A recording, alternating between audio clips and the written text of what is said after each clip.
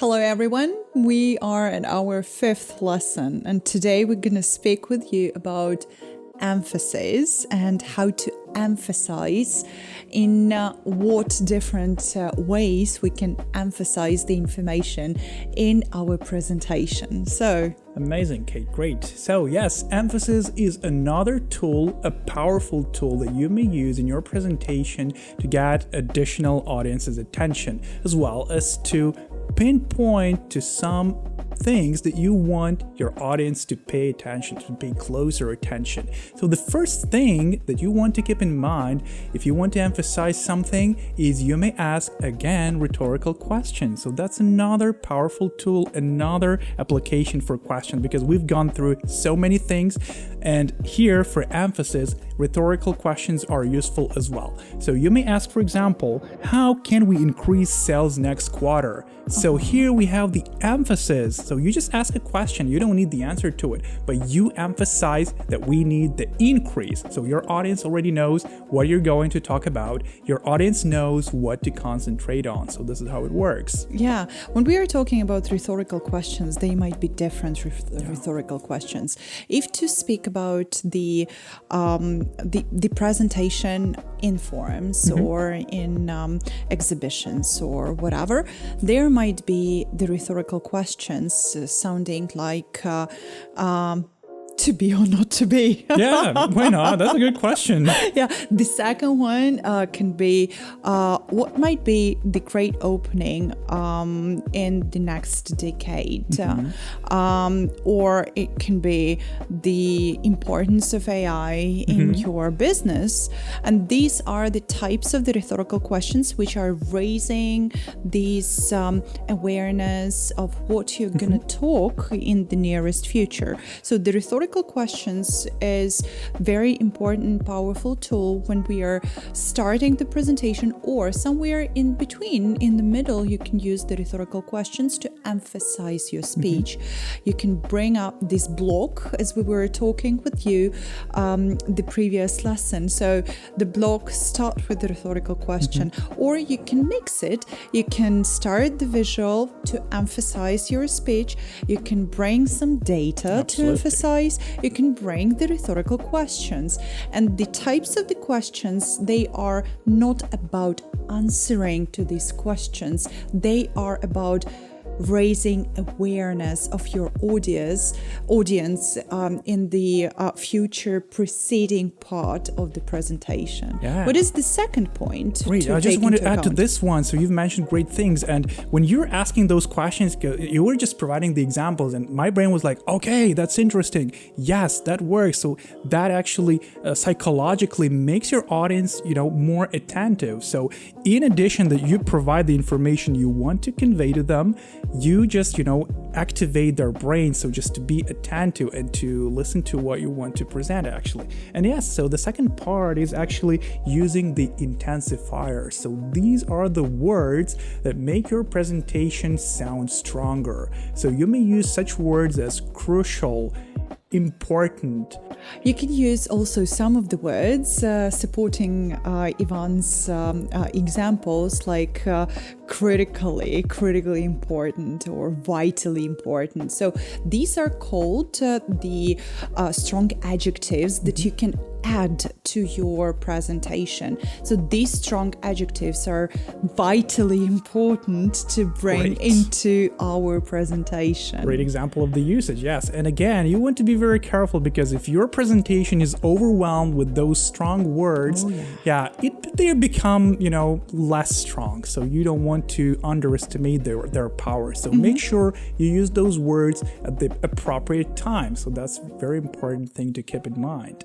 So speaking about another point, so this is the referring to other relevant points. So it's like combining different things and different ideas that are really important in your presentation. So like waving your conversation with your audience. So that is an important thing to keep in mind. Yeah, when we are talking about waving, and this is really into the point. Yeah. And you are referring to some data which you were dealing up with, or you are referring to some of the visuals, or if you have, for example, to pitch your presentation or pitch your project, you are using these emphasizers, which are like keywords of the presentation. What are the keywords? Like these keywords, these are the most prominent and dominant vocabulary which you are using in your presentation. For example, you can, like, usually people are listening to numbers, numerals, they can listen to some of the nouns that you can use in your presentation or in your speech, and also some action verbs. So when you are working with your audience, and when you are using these verbs, the action verbs, these are about I can statements. Yes, after you are using the service or after you are using the product, so the clients, they can do the things, right? They feel it, they feel it. They have that potential, and you definitely want to make them feel that they have that potential. And as a result, this is going to benefit you.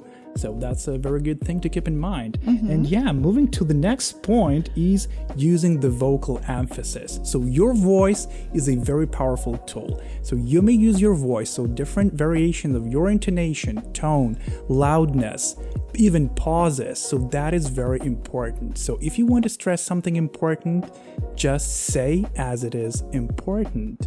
Make pauses. So pauses also make your presentation sound important. So when you divide your short sentence, for example, into little chunks, so this is called chunking, that means that these points are really important. So don't be afraid of pauses. That's really good. So when people have a lot to say, that's great. But when you have nothing to say, or you have very little to say, or you don't know what to say, just try using pausing. So that could be, kind of a saving hand in some cases, as well as a powerful tool to emphasize. Yeah, when we are talking about these pauses, I remember myself when I had such a case when I was presenting, and I was presenting and I forgot something. Okay, really? This can happen, Like the end of the world, yes, this is happening. Yeah, and I forgot, and I was like, this is a very important thing that we are going to cover in our next stage. And people are like, what is she talking about? And then I gave myself some time to recollect what is the next stage.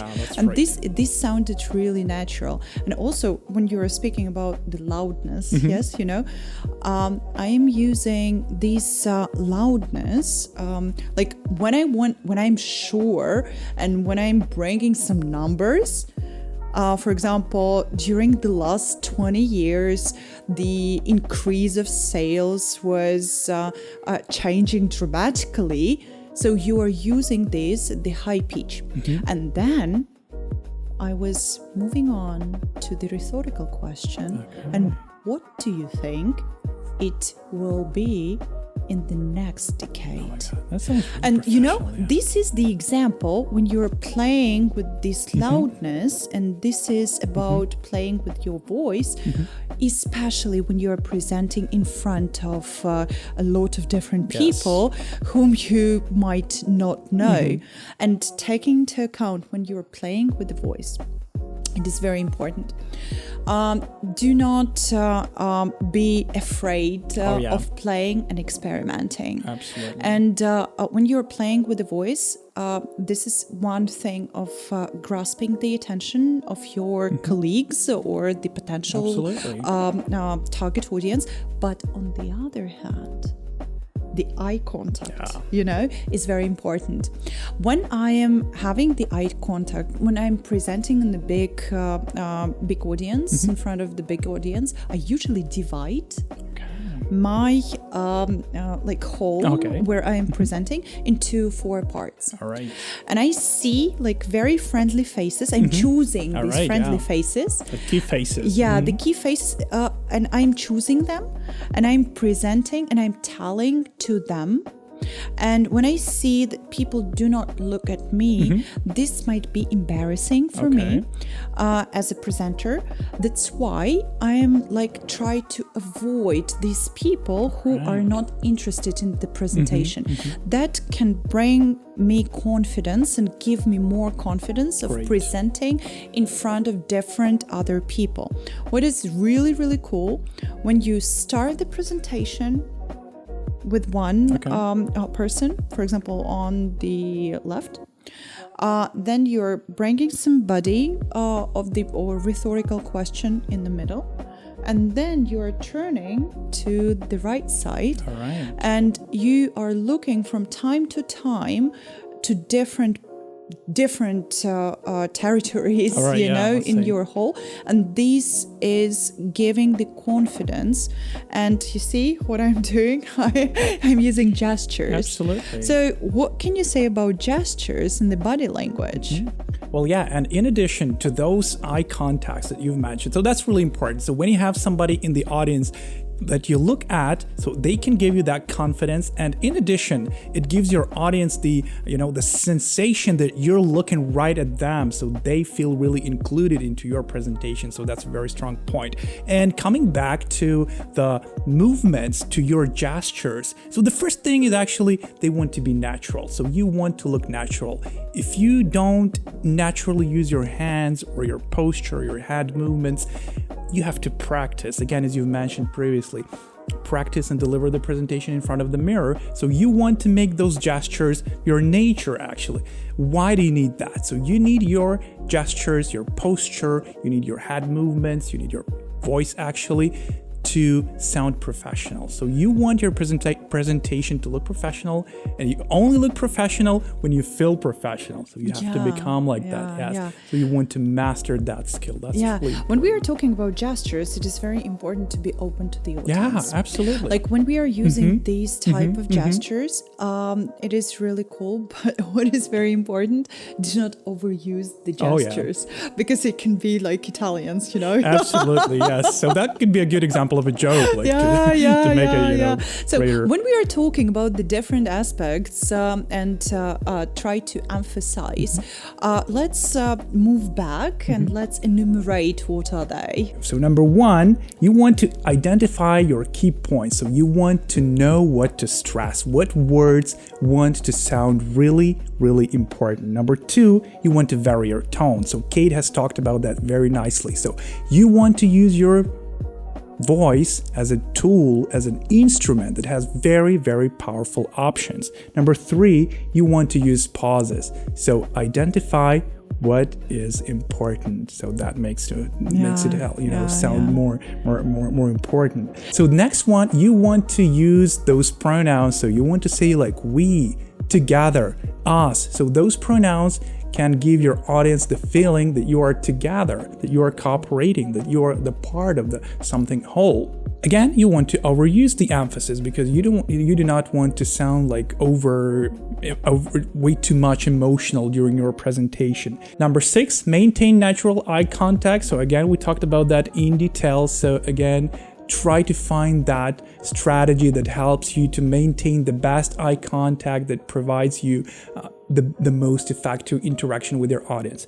Number 7, use relevant gestures and body postures. So that's going to help to make your presentation absolutely amazing. So they will remember you after your presentation when you're using these tips that we've just mentioned. Yeah, when we are talking about the effectiveness of any presentation, you have to emphasize what was the key element that you would like your audience to remember and memorize while they are going to be out of your presentation. I mean, after you concluded and after you finished up your presentation.